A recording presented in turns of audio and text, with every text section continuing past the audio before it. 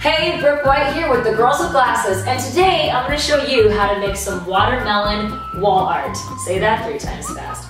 Watermelon wall art, watermelon wall art, watermelon wall art, watermelon Walmart. Okay, I can't do it. Anywho, but what I can do is show you how to turn my most yummiest favorite summer treat into something that is truly a treat for your wall. Okay, let's talk about what you need. First, you're going to need your canvas. I love to use plywood as a canvas. Sure, you can go with me. Come on down. I love to use plywood as a canvas because I love the wood grain. It's beautiful, it's interesting, and actually this is cheaper than an actual canvas. It's about $20 a piece, and I buy the pre-cut pieces, but I actually cut these down to 40 by 40 merely so they would fit in the back of my car. And then you're gonna need some paint. I've got my red, my green, a little bit of white, and some black for the seeds, all right? You can pick any shades you want for your watermelon. I just went with the pre-mix because it was ready to go, okay? But you could go to get the samples for pretty cheap, mixed to any shade you want. You're gonna need a pencil and some yarn or string. I'll show you why in a minute. Some cardstock. We're gonna make a stencil for our seed. And then lastly, just some hardware for hanging. Your seed too. Okay, let's get started.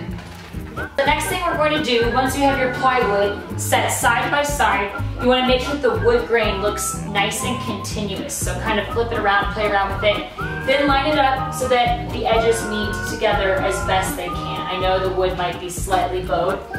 Then what we're going to do is we're going to draw a semicircle, kind of like just a nice little slab of watermelon.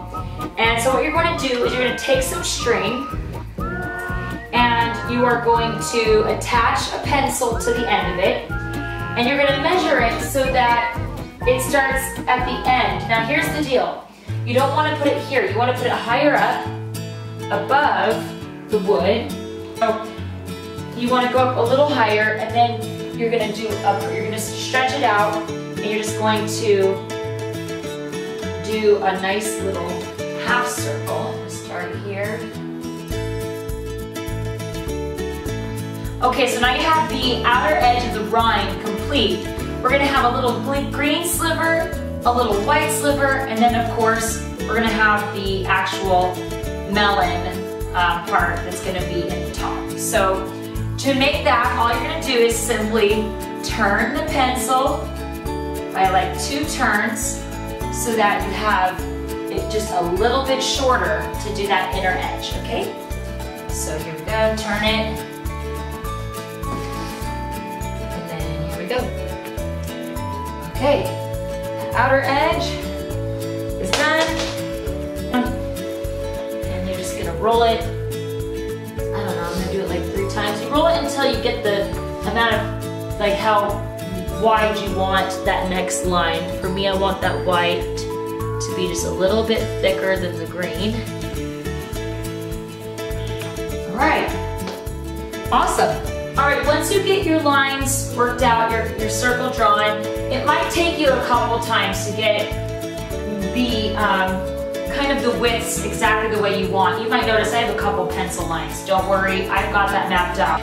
Let's get to painting. I'm just gonna take your foam brush, and if you want, you can start with that edge and just use that little pencil line as your guide. The success of a DIY is in the detail. Hot dog! Okay, the red is done. We just need to let it dry before we move on to the white. Let it dry! Let it dry! No, don't do it. Don't sing it. Don't sing that. Nope. Don't sing it. Okay, my little melon section is dry, and now I'm going to add this little white border that you kind of see that like little rind where it goes white to green. We're gonna do a little white spot, or a little white part, little white strip thing, jigger. You got it? Did you paint those, Martha? You did a great job. Okay, so we're getting super close to finishing the rind of this watermelon. We just need to add the green. So, quite simple again. Pop it open, get your paint.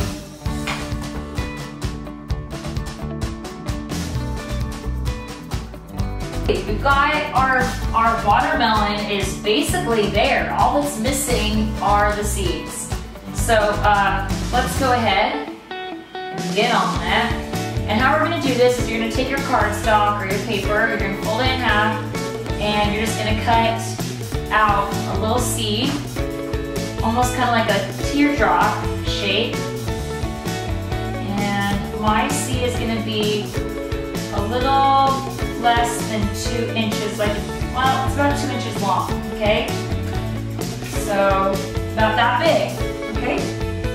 And then we're just gonna go through and we're gonna add them to the perimeter, leaving a couple inches between each one.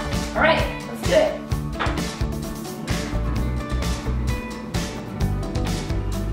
Cute.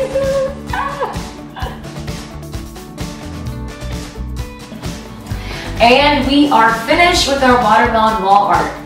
Honestly, it's making me hungry, and I really wish I had some watermelon right now with some salt on it. Have you ever tried that? You should try that. It's so good. Anyway, thank you so much for watching, and we'll see you next time. Stay glassy.